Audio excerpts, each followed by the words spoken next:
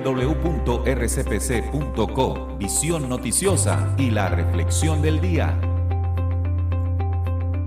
Muy buenos días, amigos oyentes, bienvenidos a la reflexión del día para hoy aquí en RCPC, la radio como debe ser.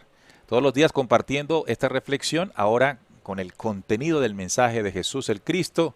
Hemos tenido unas experiencias en la lectura y la interpretación muy interesantes que nos han servido para esclarecer a nuestra manera de pensar muchas cosas de la vida de Jesús, su mensaje y su propósito. Bien, hoy vamos con esta.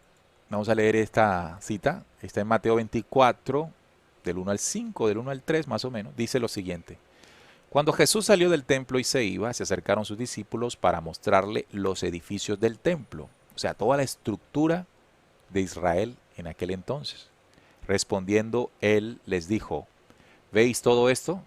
De cierto os digo que no quedará aquí piedra sobre piedra que no sea derribada. Imagínense ustedes esto, ¿no? Jesús allí con los discípulos y los discípulos se acercaron para mostrarle, mira, llegaron a Jerusalén, ¿no? Mira todo esto, este es Jerusalén, este es su poder, aquí está el edificio, aquí está el templo y toda la cosa. Y él dice, ¿veis todo esto? De cierto os digo que aquí no va a quedar piedra sobre piedra que no sea derribada. Esta frase lo que está denotando es que esas estructuras, los edificios del templo, el templo, amigos oyentes, representa el poder religioso. No quedaría piedra sobre piedra, es decir, sería derribado. Muchos dicen que esta profecía lanzada por Jesús se cumplió en el año 70. Recuerden que en el año 70 de nuestra era hubo una revuelta judía y los romanos incendiaron Jerusalén. Y quedó solamente una parte del templo, lo que llamamos ahora el muro occidental del templo, o el muro de los lamentos. No quedó nada. Entonces, se entiende que esto se interpreta con lo que pasó en el año 70. Y ya. Pero quiero agregarle algo, ¿no? Porque si usted, amigos oyentes, analiza, aquí dice señales antes del fin. Cuando habla de señales antes del fin, entonces contextualiza el momento en que se cumpliría esa profecía, en el tiempo del fin. Es decir, no solamente sería interpretada en el año 70 después de Cristo, sino en el tiempo que él enmarca con varias señales. Por ejemplo, guerras y rumores de guerra, hambres, pestes, se levantarán falsos cristos, todo eso que parece ser muy cercana al tiempo que estamos viviendo. Él dice que en este tiempo no quedaría piedra sobre piedra de la estructura que nos gobierna. Entendiendo con esto, Jesús se refiere a que va a haber un cambio de estructura de la imagen de poder y de control a través de la religión, del militarismo, de la economía y de la política. No quedará de eso piedra sobre piedra. Y uno se pregunta, y bueno, ¿y eso cómo va a ocurrir? Y esa es parte de la reflexión que quiero hacer. Ahí es donde me quiero enfocar en la reflexión.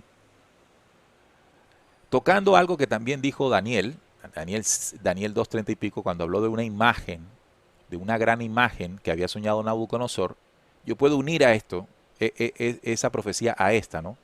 Porque Daniel decía que esa imagen sería derribada. Y se me hace muy parecido a lo que Jesús manifestó en esta cita de hoy, de que no quedará piedra sobre piedra. Uniéndolas hoy, encuentro una respuesta. Y es que la imagen que debe ser derribada, la estructura que debe ser derribada, debe partir del pensamiento humano. ¿Qué significa?